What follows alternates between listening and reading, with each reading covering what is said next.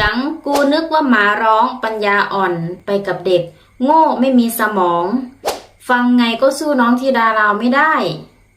เสียงไม่เพราะไม่หวานเหมือนน้องธิดาราวเดี๋ยวรวนลิขสิทธิ์นะครับแย่งเพลงเด็กร้อง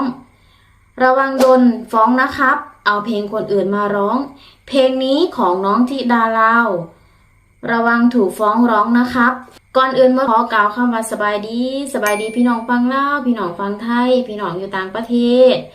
ยินดีต้อนรับทุกท่านเข้าสู่ช่องคำแพงสาวลาวใต้มื้อนี้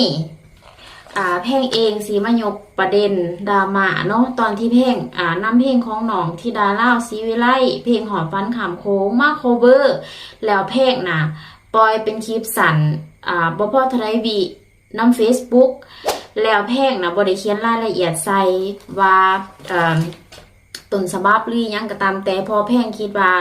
เพลงของน้องธิดาลาวน่ะปล่อยไปได้หลายมื้อจนฮอดล้านวิวแล้วก็คือว่าหลายๆคนทุกๆคนก็คือสิฮู้ว่าน้องธิดาลาวน่ะเป็นต้นฉบับหรือหยังก็ตามแต่แล้วแพงปล่อยลงใน Facebook น่ะมันบ่พอจะได้บินะแต่ว่าแพงก็ปล่อยลิงก์บอกยังไงว่าเฮาปล่อยเป็นทีเซอร์เนาะปล่อยแบบเป็นแบบอย่างลงในเฟซเพื่อให้คนกดลิงก์เข้าไปเบิ่งใน YouTube ซึ่งใน YouTube น่ะเฮา cover เป็นเพลงเต็มเฮาก็ใส่รายละเอียดว่าต้นฉบับเป็นน้องธิดาลาวศรีวิไลและผู้แต่งก็คืออาจารย์ผู้ศรีวิไลเนาะแล้วเฮาเป็นคน cover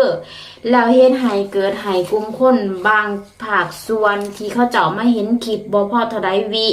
เขามาเห็นแล้วก็เกิดความเข้าใจผิดดังที่แพงยกคอมเมนต์ให้เบิ่งต่างๆเนาะผ่านมาบอกว่าจะเป็นในเรื่องที่แบบว่าคอมเมนต์ทางด้านเสียงห้องเสียงหอนบ่ม่วนเสียงคือม้าเสียงสู่น้องธิดาลาวบ่ได้แล้วก็เรื่องที่แบบว่าลิขสิทธิ์ย่านถูกฟ้องถูกห้องอีหยังต่างๆเพราะว่าบางคนก็ว่าเฮานี่หน้ามึนเนาะเอาเพลงคนอื่นมาห้องเป็นหยังจึงเอาเพลงเด็กน้อยมาห้องสิขาเด็กน้อยบ่อีหยังประมาณจังซี่ก่อนอื่นหมดกับเพลงต้องขอโทษขออภัยเด้อในความที่ว่าผิดพลาดแล้วก็ความบกพร่องแล้วก็ต้องขอโมขอบใจในมาที่นี่ที่ทั้งมีคนมักคนฮักแล้วก็คนสร้างมีทั้งคนที่แบบว่าเขาเจ้าหวังดีแล้วเขาก็ตักเตือนหรือว่าบางคนก็เหยียบซ้ำเติมเฮาซึ่งมาในที่นี้เนาะเว้าเรื่องเสียงห้องว่าเสียงนี่คือหมาอันนี้ก็โอ้ยแบบแห้งเกินไปบ่ท่านผู้ชมสำหรับเพลงเองคือว่ามันแห้งเกินไปเนาะถ้าบ่มักบ่ฮักกันก็เพียงแต่เลื่อนผ่านก็บ่ต้องจำเป็นต้องคอมเมนต์อีสังแห้งขนาดนี้และสำหรับเรื่องที่ว่าเสียงสู่น้องธิดาลาวบ่ได้อันนี้เพลงยอมรับเด้อเพลงยอมรับแพงก็เป็นผู้หนึ่งเป็น FC ของน้องธิดาลาวศรีวิไลแล้วก็เป็น FC ของอาจารย์ผู้ศรีวิไลเป็น FC ของเพิ่นมาตั้งแต่เพิ่นอยู่ในค่ายของแกมมี่ผู้ใดและอีกอย่างหนึ่งบ่ต้องเพลงขออย่าเอาไปเปรียบเทียบน้องธิดาลาวนี่ขึ้นชื่อว่าเป็นศิลปินเนาะศิลปินมืออาชีพน้องมีทั้งแบบว่าพรสวรรค์มีทั้งความเก่งร้องเพลงม่วนเสียงดีทุกสิ่งทุกอย่างคือว่าเพอร์เฟคเบิดส่วนตัวเพลงเองหมอคันสิเปรียบเทียบนี่มันห่างกันเป็นฟ้ากับดินนะบ่อยากให้เปรียบเทียบเนาะบ่เอาไปเปรียบเทียบเด้อเพราะว่าเพลงเป็นคนหนึ่งที่แบบว่ามักฮักในเสียงเพลงแล้วก็เพลงน้องธิดาลาวนี่คือแบบว่ามันกินใจสาวลาวหั่นนะบวกกับการที่เฮานะเคยไปเฮ็ดเวียกอยู่ไทยเฮาเป็นสาวลาวเนาะไปเฮ็ดเวียกอยู่ไทยมันตรงกับชีวิตแห่งก็เลยแบบอยากของเพลงและอีกเรื่องนึงที่เว้าถึงลิขสิทธิ์เนาะว่าระวังถือฟ้องถือห้องเด้ออันนี้เพลงอยากบอกเด้อตัวนี้ก็ขอกราบขอบบุญขอบคุณมายังอาจารย์ผู้ศรีวิไลที่เพิ่นเป็นคนที่แบบว่ามีความเมตตากรุณาใจกว้างเหมือนดังน้ำมหาสมุทรถ้าทุกคนได้แซดกับเพิ่นได้เว้ากับเพิ่นทุกคนสิฮู้ว่าอาจารย์ผู้ศรีวิไลเป็นคนที่มีน้ำใจกว้างขวางเป็นคนที่แบบว่าเคิ้นว่าหยังมีสัมพันธไมตรีที่ดีบ่อวดบ่ยิงบ่อีหยังก็ตามแต่คือแพงแซดไปขออนุญาตสิโคเวอร์เพลงเพิ่นได้ครับได้เลยครับแล้วตอนที่แพงเอาเพลงลงนะใน2นะเพิ่นยังมาคอมเมนต์ให้อีกได้สุดยอดมากครับเบิ่งเด้อทุกคนเพราะฉะนั้นแล้วคำว่า ลิขสิทธิ์ให้ทุกคนเข้าใจนำกัน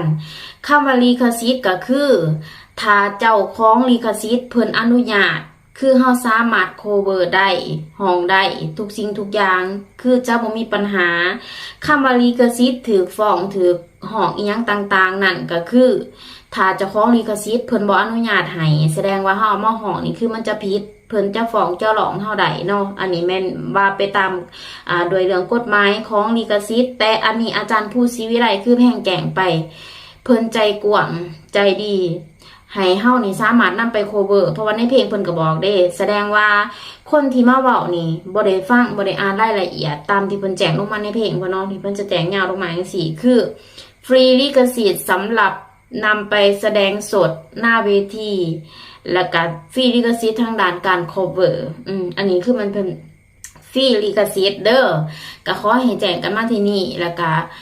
สำหรับคนที่หวังดีเตือนกันมากก็ขอบมุกขอบใจเด้อแล้วก็สำหรับคนที่แบบว่ามีคำทั้งแบบตีส้มอันนี้แพงกับสินำไปปรับปรุงแล้วก็แก้ไขพัฒนาตนเองเติมแล้วก็อย่าลืมเด้อทุกคนเด้อจังไรก็อย่าลืมเข้าไปฟังเพลงต้นฉบับของน้องที่ลาล่าเอาสีวิไลตอนนี้ก็คือน้องเฮากำลังแบบว่าเป็นน้องไม้ไฟแห้งเป็นดาวดวงใหม่ที่กำลังพุ่งที่กำลังหลงกำลังเจิดฉายอยู่ที่ประเทศไทยให้ไปติดตามให้ไปเบิ่งผลงานนำกันสำหรับตัวแพงเองก็คือเป็น FC ของน้องและก็อาจารย์และถ่ายสุดนี้ก็ขออวยใส่ให้พรทางทีมงานของอาจารย์ผู้ศรีวิไลและน้องธิดาเล่าศรีวิไลจงมีสุขภาพแข็งแรงเงินคำไหลมาเทมา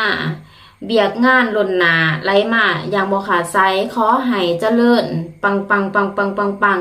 ขอให้โด่งให้ดังมีคนหักคนเมตตาหลังจากต่อไปนี่ก็คือแพงกับเป็น FC เพิ่นหั่นแหละเป็น FC เพิ่นผู้หนึ่งเพราะฉะนั้นคลิปนี้ก็คือสีเคลียร์ประเด็นดราม่าซ้ำนี้เด้อทุกคนเด้อก็อยากให้เขามุกเข้าใจกันซ้ำนี้แล้วก็ก่อนอื่นเมื่อขอกล่าวคำว่าสบายดีแล้วก็ขอมุกขอบใจเด้อสำหรับผู้ที่ติดตาม